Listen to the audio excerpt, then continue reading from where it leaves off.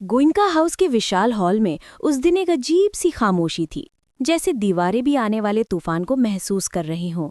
घर के सभी लोग इकट्ठा थे, नजरें एक दूसरे पर टिकी हुईं, सवालों से भरी हुईं।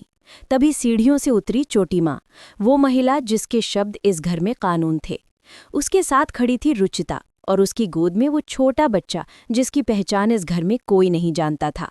चोटी माँ की आवाज़ गूंजी, अब से ये लड़की और ये बच्चा यहीं रहेंगे और बहुत जल्द मैं इसकी शादी नाहर से करवाऊंगी। शब्दों ने जैसे पूरा घर हिला दिया। नाहर सन रह गया और दूसरी तरफ खड़ी रूही का दिल उसी पल टूट गया। नाहर कुछ कहना चाहता था, लेकिन माँ, पर चोटी माँ ने हाथ उठाया, ये बात कोई नहीं बदलेगा। उधर कमरे के एक कोने में खड़ा रोमिल, जिसके अंदर तूफान चल रहा था, क्योंकि वो जानता था रुचिता उसकी पत्नी थी, वो बच्चा उसका बच्चा था। लेकिन चोटी माँ ने उसे धमकी दी थी, अगर सच बाहर आया अवनी की जिंदगी बर्बाद हो जाएगी। उस रात गोइंका हाउस की छत पर चोटी माँ और रुचिता आमने सामने थी। हवा तेज चल रही थी।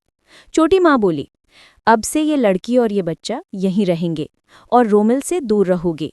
तुम्हारा अतीत यहीं खत्म, अब तुम्हारी शादी नाहर से होगी। रुचिता की आंखों में आंसू भर आए, लेकिन सच कब तक छिपेगा? चोटी माँ ने ठंडे स्वर में कहा, जब तक गोइंका हाउस है सच दफन रहेगा। उधर रूही का संघर्ष।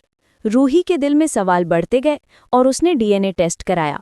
रिपोर्ट आई और सच सामने था। डीएनए मैच नेगेटिव, मतलब बच्चा नाहर का नहीं था। अब रूही ने रुचिता और बच्चे पर नजर रखनी शुरू की और एक रात उसने वो सुन लिया जो पूरी कहानी बदल सकता था। रुचिता ने कहा, रोमिल, ये बच्चा तुम्हारा है। रोमिल की आवाज़ टूटी हुई थी, मैं सब बताना चाहता हूँ, लेकिन अवनी को खोने का डर है। रूही ने वो सच नाहर को बताया, लेकिन नाहर ने कहा, रूही, तुम ये बात किसी को नहीं बताना, मैं अपनी बहन अवनी का घर नहीं टूटने दूंगा। रूही की आंखों में दर्द था। और हमारा रिश्ता, उसका क्या? नाहर की चुप्पी ने सब कह दिया।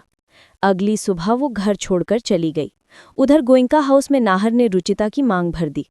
फायर रूही की वापसी, गेम चेंजर मोमेंट। कुछ हफ्ते बाद गोइंका हाउस के दरवाजे पर एक गाड़ी आकर रुकी।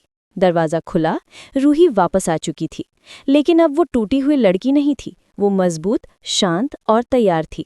उसके हाथ में थे फाइल डीएनए रिपोर्ट्स, फाइल शादी के सबूत, फाइल मेडिकल रिकॉर्ड्स, फाइल आवाज़ रिकॉर्डिंग्स। सारा घर डर और हैरानी में ठहर गया। चोटी माँ ने ताना मारा, अब क्या लेने आई हो? रूही की आवाज़ शांत लेकिन तेज थी, मैं नाहर को वापस लेने नहीं आई, मैं सच लेने आई हूँ। रोमिल ने कहा, रूही प्लीज़। रूही बोली, रोमिल, सच छुपाने से पाप कम नहीं होता। ट्रूथ रेवलेशन, रुचिताज ब्रेकडाउन। सबके बीच में अब खड़ी थी रुचिता। उसने गहरी सांस ली और बोली, हाँ, सच यही है, ये बच्चा मेरा और रोमिल का है। गोइंका हाउस में जैसे सबकी सांसें रुक गईं। अवनी पीछे हट गई, उसकी आंखों में सदमा था। रुचिता की आवाज़ कांप रही थी, रोमिल और मैंने सालों पहले शादी की थी, हम अलग नहीं होना चाहते थे, लेकिन हालातों ने हमें अलग कर दिया। फिर ये बच्चा आया तो लगा शायद किस्मत हमें वापस जोड़ देगी, लेकिन मुझे कहा गया, सब छुपाओ, दूर रहो, चुप रहो। उसने चोटी माँ की तरफ कड़वी मुस्कान के साथ देखा। आपने कहा था, अगर मैं सच बताऊंगी मेरा बच्चा मुझसे छिन जाएगा, लेकिन आज मैं चुप रहकर खुद को खो रही हूँ। रोमिल की आंखों से आंसू बह रहे थे, नाहर दर्द में था, और रूही ने आखिरी वाक्य कहा, अब फैसले झूठ नहीं, सच करेगा। कमरे में भारी खामोशी छा गई। पहली बार इस घर में झूठ की दीवार गिर चुकी थी, और ये सिर्फ शुरुआत थी।